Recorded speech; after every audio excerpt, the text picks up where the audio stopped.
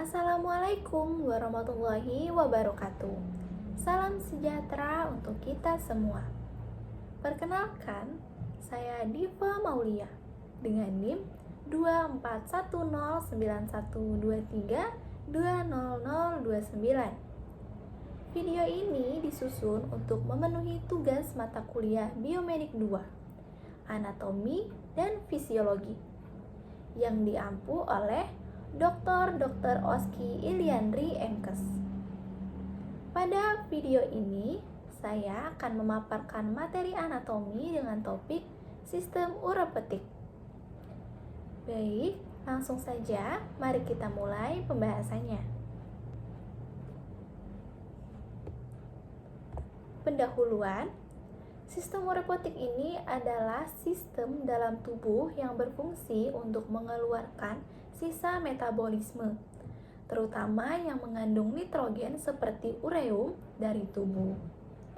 Jika tidak dikeluarkan, zat-zat ini bisa menjadi racun. Fungsi utama sistem ini dijalankan oleh ginjal, organ utama dalam sistem urepetik, yang berperan dalam menjaga keseimbangan tekanan darah, pH darah, kadar elektrolit, dan merangsang pembentukan sel darah merah melalui hormon eritropen. Sebelum membahas pada sistem urepetik, kita bisa memahami anatomi dari ginjal dulu ya. Yaitu, ginjal itu disebut ren atau renal, adalah organ utama dalam sistem urepetik ini yang punya peran vital dalam menyaring darah, menjaga keseimbangan cairan, elektrolit, dan juga mengatur tekanan darah melalui produksi hormon tertentu. Ginjal yang dimiliki manusia ada dua, yaitu ginjal kiri atau ren sinistra dan ginjal kanan ren dextra, yang terletak di sisi kanan dan kiri tulang belakang bagian bawah. Ginjal kanan sedikit lebih rendah karena terdorong oleh hepar atau hati. Ginjal dilapisi oleh kapsula fibrosa sebagai pelindung dan memiliki 3 bagian utama secara anatomis. Yang pertama ada korteks ginjal, tempat berlangsungnya filtrasi awal darah. Yang kedua ada medula ginjal, berisi piramid ginjal yang menyusun tubulus dan saluran pengumpul urin. Yang ketiga ada pelvis renalis, rongga tempat berkumpulnya urin sebelum masuk ke ureter. Di dalam ginjal terdapat unit terkecil yang disebut nefron. Nah, disinilah tempat pertama seluruh proses pembentukan urin terjadi.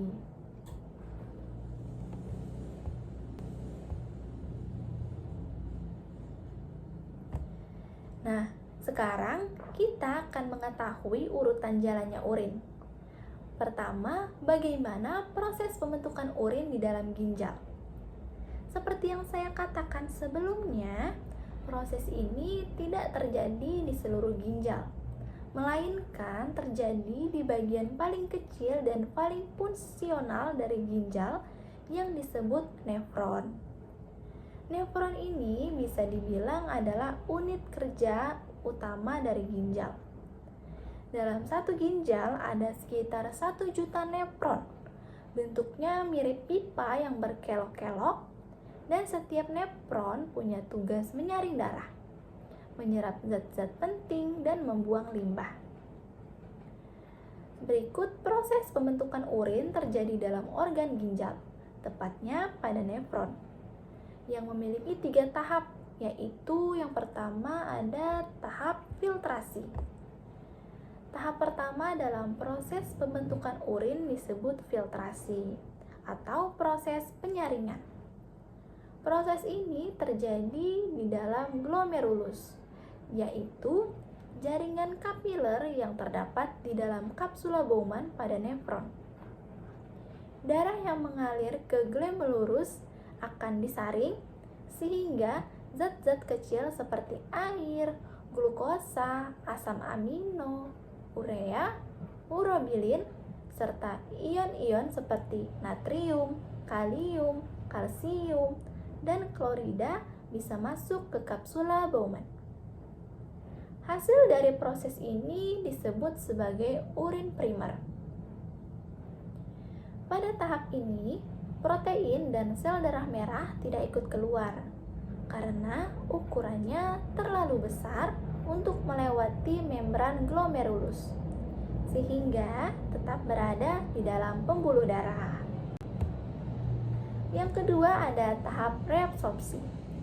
Di sini urin primer kemudian mengalir ke bagian tubulus proksimal lalu turun ke lengkungan Henle. Kemudian naik lagi ke tubulus distal. Di sepanjang jalur ini terjadi proses reabsorpsi atau penyerapan kembali zat-zat yang masih dibutuhkan tubuh seperti glukosa, asam amino, ion natrium, kalium, serta sebagian air. Hasil dari tahap ini adalah urin sekunder, yaitu cairan yang sudah berkurang kadar zat pentingnya, namun masih mengandung air, garam, urea, dan urobilin. Oh iya, urobilin itu merupakan zat kimia yang memberi warna kuning pada urin kita loh. Selanjutnya yang ketiga ada tahap augmentasi atau sekresi. Di sini urin sekunder memasuki tubulus distal, tempat berlangsungnya tahap augmentasi atau sekresi. Di sini tubuh akan membuang zat-zat tambahan yang tidak dibutuhkan, seperti kelebihan ion hidrogen, ion kalium, sisa-sisa obat, dan zat-zat toksik lainnya. Zat-zat toksik itu langsung dari darah ke dalam tubulus, akan dibuang langsung ya. Meskipun demikian, bagian kecil zat seperti air dan ion natrium klorida masih diserap kembali di tahap ini.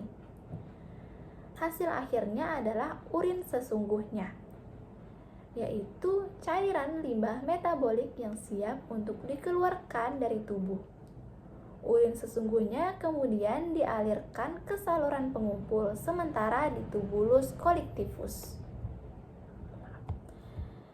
Nah, bisa dipahami ya tahap-tahapnya, ada 3 tahap, yaitu di tahap filtrasi urin masih menjadi urin primer, pada tahap reabsorpsi masih menjadi urin sekunder. Nah, di tahap terakhir atau tahap augmentasi ini si urin sudah menjadi urin sesungguhnya. Nah, setelah ini akan dialirkan ke urutan selanjutnya yaitu ureter. Kita bahas di next slide. Baik, urutan jalannya urin yang sudah terbentuk selanjutnya dialirkan melalui ureter, saluran yang menghubungkan ginjal dengan vesika urinaria atau kandung kemih. Terdiri dari 2 saluran pipa masing-masing bersambung dari ginjal ke vesika urinaria. Panjangnya kurang lebih 25 sampai 30 cm dengan penampang 0,5 cm. Perjalanan urin ini dibantu oleh gerakan peristaltik. Ada 3 titik penyempitan pada ureter. Yang pertama, peralihan pelvis renalis ke ureter. Di sini tempat urin dari ginjal mulai masuk ke saluran ureter. Yang kedua, persilangan dengan arteri iliaca communis. Ureter lewat di atas pembuluh darah besar yang disebut arteri iliaca ini. Karena posisinya yang melintang dan sempit, seringkali terjadi titik penyumbatan. Yang ketiga, saat ureter memasuki kandung kemih. Ujung ureter akan menyempit saat menembus dinding kandung kemih. Ujung ini punya semacam katup alami yang mencegah urin dari kandung kemih naik kembali ke ureter. Nah, di sepanjang jalur ureter inilah titik-titik tersebut akan rentan menjadi lokasi tersangkutnya batu ginjal dan bisa menyebabkan nyeri tajam atau kolik ginjal. Setelah melalui ureter, Urutan jalannya urin selanjutnya masuk ke fisika urinaria atau kandung kemih. Berfungsi menyimpan urin sebelum dikeluarkan. Saat volume mencapai sekitar 250 cc, muncul keinginan untuk buang air kecil. Tapi sebenarnya kapasitas maksimalnya bisa mencapai 1 liter loh. Dindingnya dilapisi oleh otot detrusor atau lapisan mukosa berlipat agar elastis saat menampung volume besar. Ketika kandung kemih ini penuh, ia akan memberikan sinyal ke otak. Respon dari otak akan mengaktifkan otot-otot pada dinding kandung kemih dan membuka sphincter uretra atau otot-otot yang mengontrol keluarnya urin. Sehingga urin dikeluarkan melalui uretra keluar tubuh dalam bentuk air seni atau kencing. Urutan jalannya urin terakhir yaitu keluar dari kandung kemih dan masuk ke uretra. Uretra merupakan saluran sempit yang berpangkal pada fisika urinaria yang berfungsi menyalurkan air kemih keluar dan menjadi saluran terakhir pada sistem uropotik. Uretra pada laki-laki panjangnya kira-kira 13-16 cm dan pada wanita panjangnya kira-kira 3-4 cm. Jadi uretra ini merupakan urutan terakhir dari sistem uropotik ini. Setelah ini urin akan keluar dari tubuh dan menjadi urin atau air kemih. Sekarang kita akan bahas sekilas tentang sifat-sifat yang dimiliki urin atau air kemih. Sifat fisik air kemih terdiri dari berwarna kuning muda hingga kuning pekat, jernih dan transparan atau keruh jika didiamkan, memiliki bau khas, cenderung berbau amoniak jika didiamkan. Sifat kimiawi dari air kemih terdiri dari terutama merupakan larutan garam encer dan zat yang disebut urea dan asam urat. Mengandung 96% air, natrium, pigmen empedu, garam, kalium, toksin, dan lainnya. Memiliki pH bervariasi antara 4,8 sampai 7,5.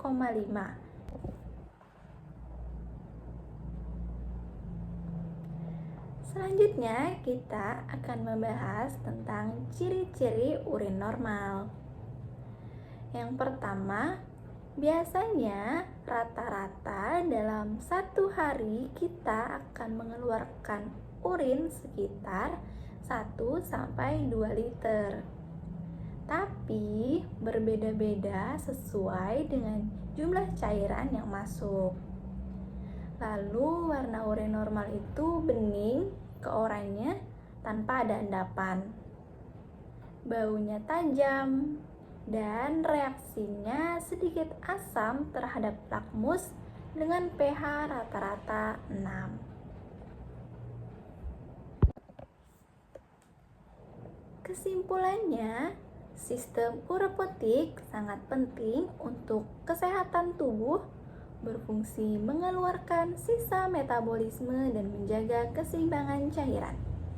Dengan menjaga hidrasi, pola makan sehat, dan kebiasaan buang air kecil yang teratur, kita dapat mendukung kesehatan ginjal dan sistem uropotik agar tetap optimal. Nah, demikian pemaparan materi mengenai sistem uropotik yang dapat saya sampaikan. Semoga video ini dapat memberikan gambaran yang jelas dan bermanfaat dalam memahami anatomi sistem ini secara menyeluruh. Terima kasih atas perhatiannya. Wassalamualaikum warahmatullahi wabarakatuh. Dadah.